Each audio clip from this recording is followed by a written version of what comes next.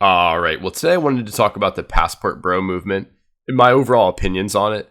As someone who's been to 11 countries outside of the US, I wanted to give my best advice around this topic, but definitely take it with a grain of salt as I've only been to European countries.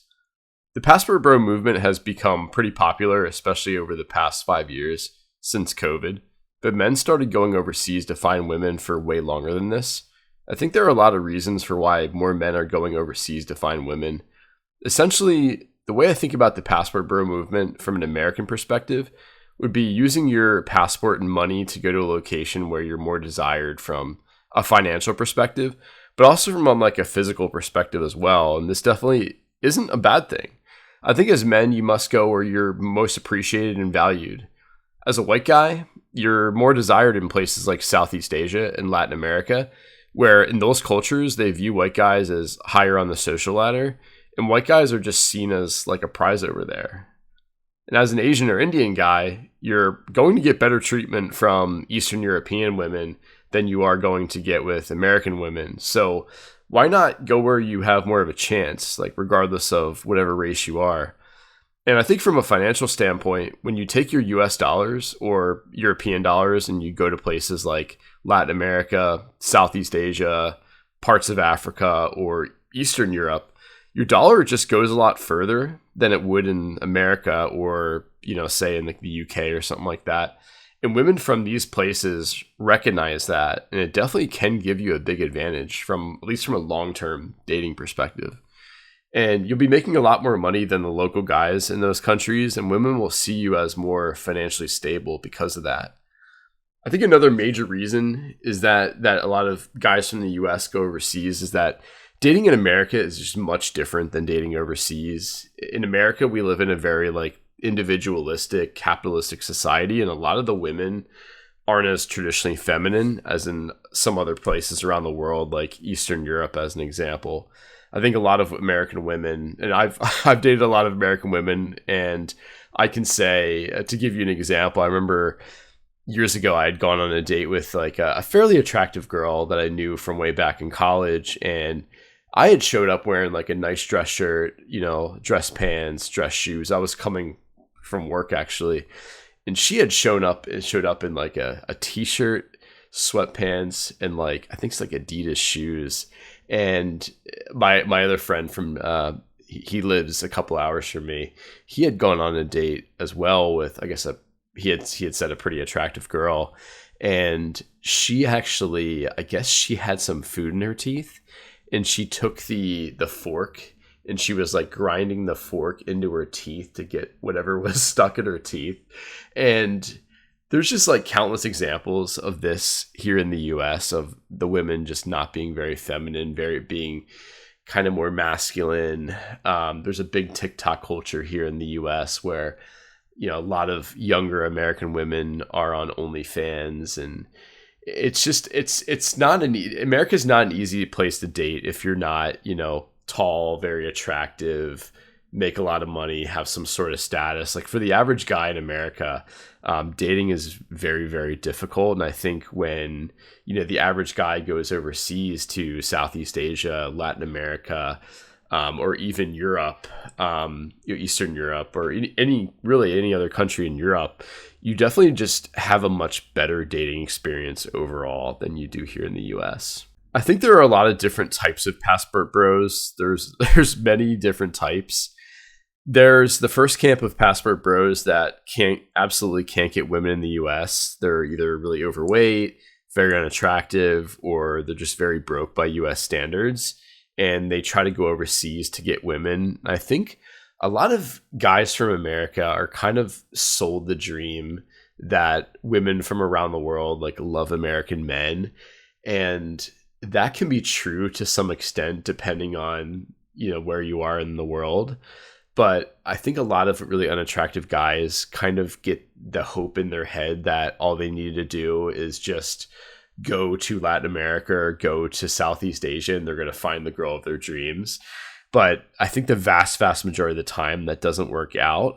And I think if you're an unattractive guy, you're going to run into a lot of problems when you go overseas to these, especially to these third world countries. You'll definitely do better than what you would get back in the US. but women still aren't going to have that like physical sexual attraction for you, and you're going to be seen as like a meal ticket to the US and as like an ATM. And you aren't going to get that like genuine desire from women if they were, physically and sexually attractive to you. Some guys are fine with that though. Like there's a lot of older guys who are in their 50s, 60s, 70s, and they're totally fine with going over to the Philippines or Thailand and, getting a young 20-year-old Thai girl and taking care of them, and knowing that they don't have that genuine lust for them. They're fine with taking care of their whole family and everything. And that's kind of like the one camp of guys that kind of go over to, overseas. But really women are just seeing them as like a financial tool, like a meal ticket to a much better life. I also think unattractive guys are more likely to get scammed and robbed in some of these third world countries, because if you think about it, as an unattractive guy, you're not used to getting any attention back in the US, and they're pretty much going to bend over at the knee for any woman that shows them even like an ounce of interest overseas. And that could lead to them getting kidnapped, girls setting them up to get robbed. And this can happen to like average looking guys and even attractive men, but it's less likely because, if you're an attractive guy who goes overseas, the foreign women, where they may still have a motive of using you for your money or your passport, but a lot of them are going to have that like genuine physical attraction towards you beyond just your passport, because they'll see you as exotic, they'll see you as foreign. I also think if you're broke and you try going overseas to meet a woman, your money is going to go a little bit further than it would in the States, but eventually you're going to run out of money and then have to head back to the US. The other type of guy is someone who's able to attract American women, has a good income, a guy who's looks maxed. And this is where I think being a passport bro can be very advantageous. If you're able to consistently attract women in the US, and dating's pretty easy for you there, dating will be like 10 times easier for you in places like Southeast Asia, Latin America, Eastern Europe, and pretty much anywhere you go. Obviously, that depends on whether the country you're going to has a thing for your look. Also, if you have a high remote income, you'll be able to stay in a country for a long period of time, which will allow you to date multiple women to find a woman that you think it would be a good fit for a long-term relationship. If you don't have a high remote income, or you're just going over to a country for a few weeks, you'll definitely be able to go on a lot of dates through dating apps and hook up with a lot of girls from clubs or dating apps. But it's going to be very hard to find a woman long term, because eventually you'll have to go back to the US. And I think if you're a guy who's in the first camp where you're very unattractive, I think before you go overseas, I think you should looks max to the best of your ability. Even if it's just soft looks maxing, like if you're overweight, try to lose as much weight as possible to get down to, you don't even have to get down to like 10 to 12%. Just get down to a healthy body fat percentage, like 15%. Improve your fashion, improve your skincare, get an optimal haircut for your face shape, maybe build some muscle, grow facial hair if you have weaker facial features, whiten your teeth, wear cologne. Like all of this like soft looks maxing will help when you're abroad. So more women will give you a chance. You may not go from like a 4 to an 8, but you may be able to go from, say a 4 to a 5.5, or a 5 to a 6, 6.5. And that'll help you find and date women abroad that will be genuinely attracted to you outside of your money and passport. I think there are also a lot of cultural factors and things that you need to think about and have in place before you decide to go overseas to date women. A lot of white guys will go to countries like Colombia, Brazil. Not just white guys, but black guys, Asian guys. They'll go to Colombia, they'll go to Brazil, and like not even learn the language. And if you do this, it's going to be very, very difficult for you to date over there. You'll be able to get dates from like the dating apps and things like that, but when you go on these dates, you'll be using like Google Translate, and it just won't feel natural. I remember years ago, I had gone on a date with this like Colombian chick that was here in the US. She was learning English and she was working as like an au pair, and she spoke like very, very broken English. I remember we had to like go back and forth using Google Translate, And even though there was attraction there, the language barrier was like so bad that it was very difficult to even just have like a basic conversation. So you definitely need to learn the language of the country you're going to be living in, at least to a B1 level. Ideally like a B2 level where you can have like engaging conversations. Now, if you're just going to like Colombia or Brazil for a few weeks and you're paid for it, then yeah, you don't have to learn the language. But if you're looking to find like, if you're looking to date multiple women, you're looking to find a long-term relationship in that country, you definitely want to learn the language at a high level. Because if you speak the local language, if you don't speak the local language, it doesn't matter where you live, you're going to feel and be treated like an outsider. You want to be able to speak the language so you can attract women, make friends there, and just do like day-to-day business there, whether it's, getting groceries or, ordering something from a restaurant. Like, I definitely also think you need to find a place that likes your specific look.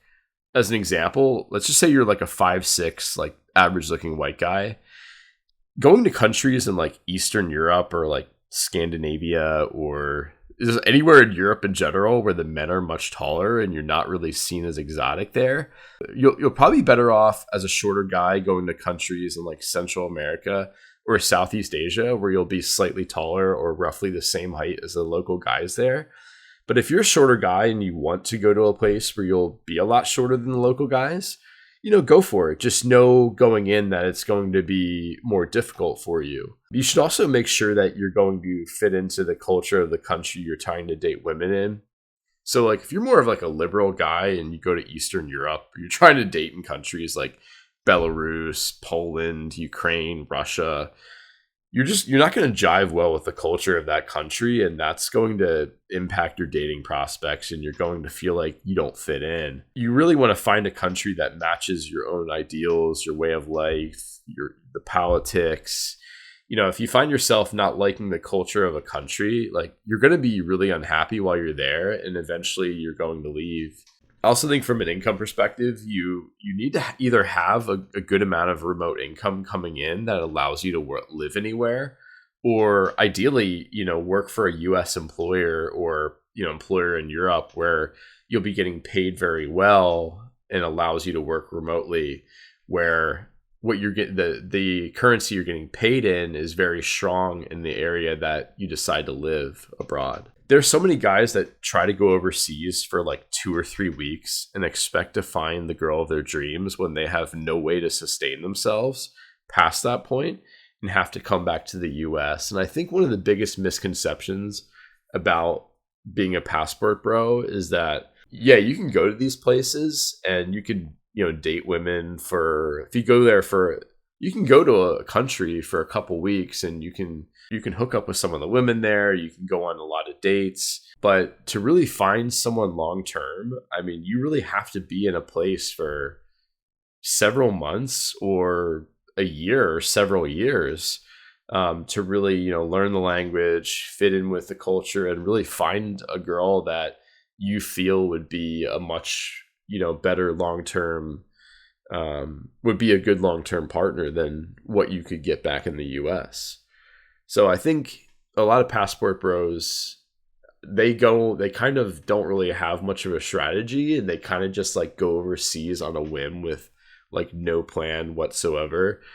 And I think if you want to be a passport bro and you want to date women overseas, I think, go for it. I think you should just be prepared, make sure your looks max, make sure you know the language, and at least have like a decent strategy going in and how long you're going to stay and where you want to go. I also think you need to develop street smarts and be able to read people well, especially when you date overseas, especially in third world countries.